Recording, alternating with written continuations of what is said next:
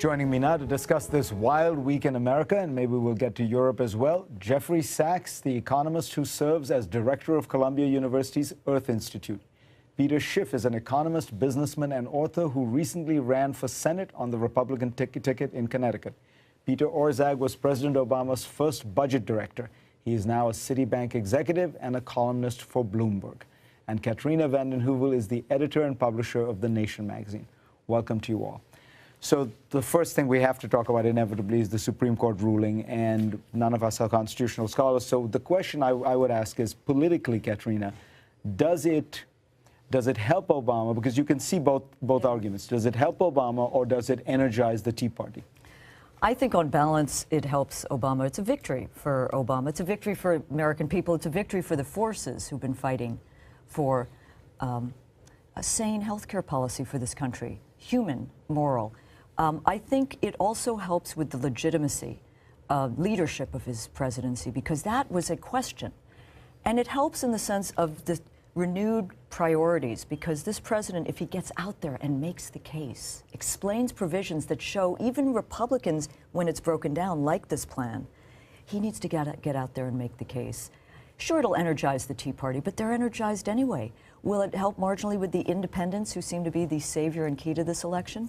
I think so, if he gets out there, as the Democratic Party needs to, and explain provisions, pre-existing conditions. Being a woman is no longer a pre-existing condition. Your kids can stay on your health care plan. This is the kind of America millions want to live in. Peter, I take it you didn't like the ruling, but on the politics of it, do you think it will energize the Tea Party? Probably. I think it gives you more of a reason to support Romney. If your goal is to get rid of Obamacare, the Supreme Court didn't do it, and now we have to do it legislatively. But, you know, this is not the kind of America I want to live in, and I would disagree. You don't need to be a constitutional scholar to recognize this is a terrible decision. It diminishes individual rights. And listen to what the Supreme Court said. They said that Congress doesn't have the power to force us to buy something, but they can tax us if we don't. That is a distinction without a difference. And I think more importantly, if you want to label this a tax, it is unconstitutional on its face, because this is a direct tax on American citizens who don't buy health insurance. The Constitution says it must be apportioned. This is an unapportioned direct tax. It is constitutional. If the Supreme Court is now saying that the Constitution doesn't apply and the federal government has unlimited taxing powers, then it's a real sad day in American history, because what it means to be an American has been irreparably changed. And by the way, this is a disaster for health care, for the economy. It's going to cause insurance rates to go up. Health care is going to be more expensive, not less. This is not good economics. It's not good policy, and it's clearly unconstitutional. Peter is one of the authors of the health care plan. What do you think the net effect will be? Well, look, actually, there's some very exciting developments that have been happening. Healthcare costs over the past 3 or 4 years have decelerated dramatically, and I don't think it's all because the economy has been weak. We are moving away from fee-for-service payments. We are moving towards a digitized healthcare system. The dividing lines between providers and payers are eroding, and that's all good. So there are provisions in the healthcare bill that will accelerate this? That will continue to encourage it, but that's where I think the focus should be. We need to continue that progress. If we don't move away from the fee-for-service system, we will not succeed in continuing to slow healthcare cost growth, and we will all be better off if we succeed in that effort. What do you think, Jeff? I agree completely with what Peter just said, and with Katrina. This is a good decision for the American people. It brings us to a fairer and more normal state, and it also creates a basis for getting our health care costs back under control. We're moving more towards the kinds of systems that other countries have, which cover everybody and keep the costs down. We have a system which is, quote, most market-oriented. What do we get for it? The worst coverage and the highest prices. And the kinds of things that Peter helped to put into this legislation are going to make a difference. You have to understand why health care is so expensive right now. It's because of government. We've got to get government out of health care. We've got to have individuals buying their health insurance the same way they buy auto insurance, life insurance, fire insurance. We don't have Peter, problems there. Why do all the other countries have more coverage at lower cost and better Just outcomes because other and countries- more government. Just because other countries make mistakes doesn't mean we should emulate The them. mistake doing is, well. my Why don't- point is that their outcomes are better No, than ours, but why and you don't- want us to no, go even I farther want- away. I want to go back we to the tried way your way. No, we haven't. We did try it my way a long time ago, and it worked great. We had a much better healthcare system When did it that was work more great, accessible When was before that? the government stuck its nose in. Give me Before some- the You government would got like involved. to go back to the To healthcare what? system of when exactly? Yeah. Well, before we had Medicare and Medicaid, So you before would we had rather live with before we had the tax code that hold on, you Yeah. would rather live with the healthcare system in the 1950s than the one that you have access to today? I don't want the technology of the 1950s, but I want the free market of the 1950s. That would be a vast All right, improvement on what we have today. We've got to move on. I'm sorry, but I want to ask about the economy in general. You've been gloomy about this recovery from the start, and you, unusually for somebody who generally is thought of as left of center, you were critical of the stimulus because you thought it was too much fueling consumption, not enough fueling investment. Well, I thought that it was fueling the deficit, but not really providing much of a lift, and also not a lift when it was going to count, which is the medium term. Unfortunately, the administration used its ammunition in the first couple of years, and here we are, the fourth year, a weak economy, not going anyplace, and feeling a lot of headwinds. So I would have rather seen a strategy that built out our infrastructure and that improved training and education, skills, and many other things over a decade perspective rather than putting everything up front. And I think we're in the situation right now where we don't have ammunition right now and the economy remains weak. And the headwinds are not only internal, the kind that comes from this deleveraging process. They're not only, unfortunately, coming from Europe, which is the biggest mess in the world, but now they're coming from slowdowns in the emerging economies as well. So we're seeing a kind of synchronization of slowdowns almost everywhere in the world economy. It's rather dangerous. A lot of the recovery, such as it has been fueled by exports, and so if those exports slow down, you have What a strikes me problem. about this election is it's an extraordinarily important election, deeply ideologically polarizing. At the same time, some of the enormous issues of our time aren't fully engaged in it. A global economic crisis roiling the planet, what's going on in Europe, the campaign isn't fully engaging, maybe because it doesn't have the leverage. But I do think at the heart of it, Fareed, is that there is a kind of establishment consensus around some form of austerity, not growth.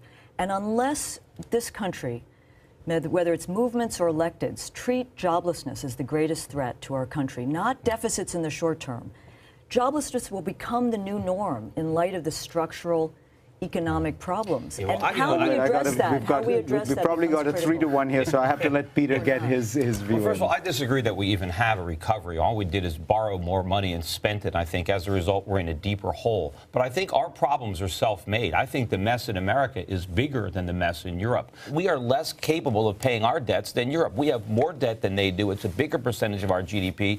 And more importantly, when interest rates go up in America, they're about 7% right now in Spain, and the world is wondering if Spain can afford it. America can't afford 7% interest rates. We're actually less able to pay that than is Europe or Spain, and that's going to happen. And you're talking about creating jobs. You know, we're not going to create jobs by creating government, by expanding consumption or deficit spending.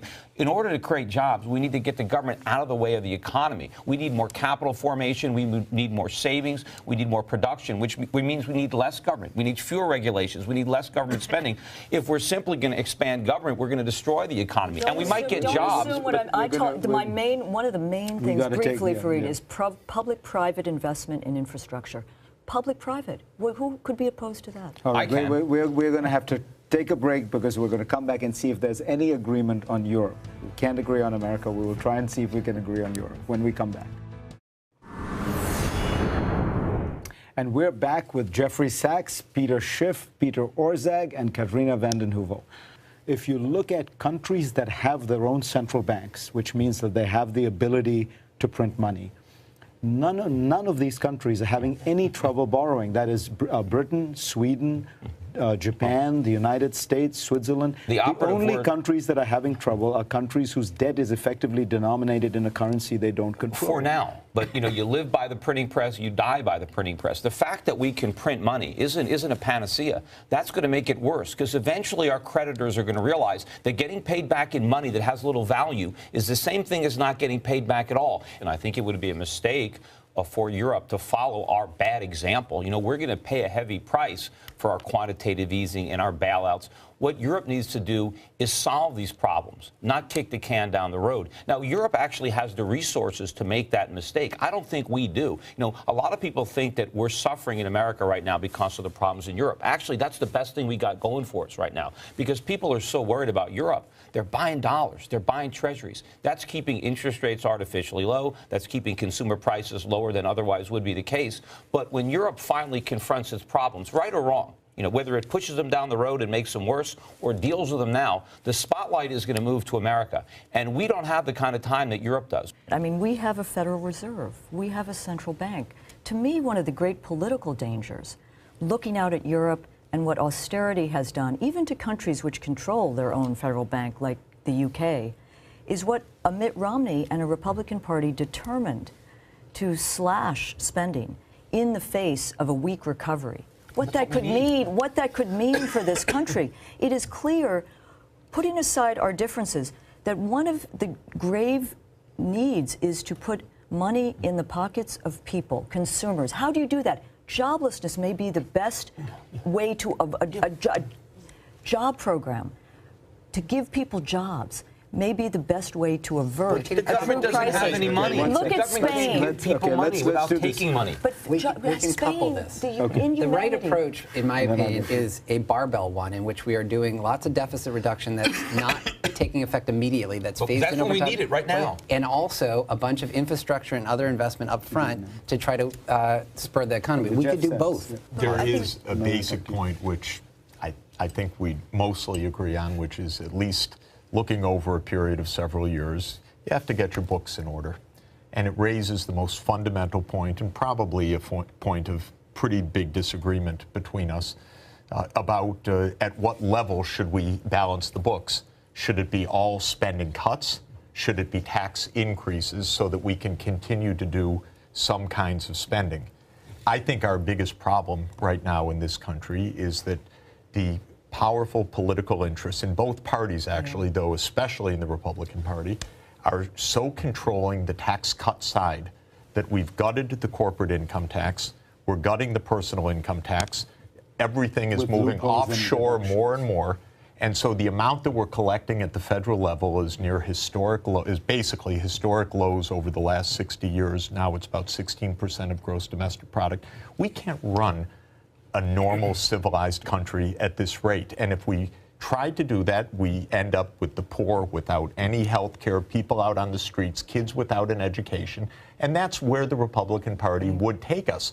The Democrats, though, while the rhetoric is different, they also have powerful interests that are saying, don't go very far on that. So both parties are basically tax-cutting parties, and we are bleeding in that way. The difference of us is that we agree that the budget should come into balance, but I want rich people to pay something. Let me look. All right, you get a chance. First of all, government spending right now is as high as it's been, and it's not just the spending. I own a business, and it costs me more to comply with regulations than I pay in taxes. So it's a burden on the economy to pay all these taxes and to comply with all these regulations. And the government sucks all the capital out of the economy by running these enormous deficits. The government doesn't have any money that it doesn't first take. And if the government takes money from the private sector and spends it, it destroys economic activity. It ultimately destroys jobs.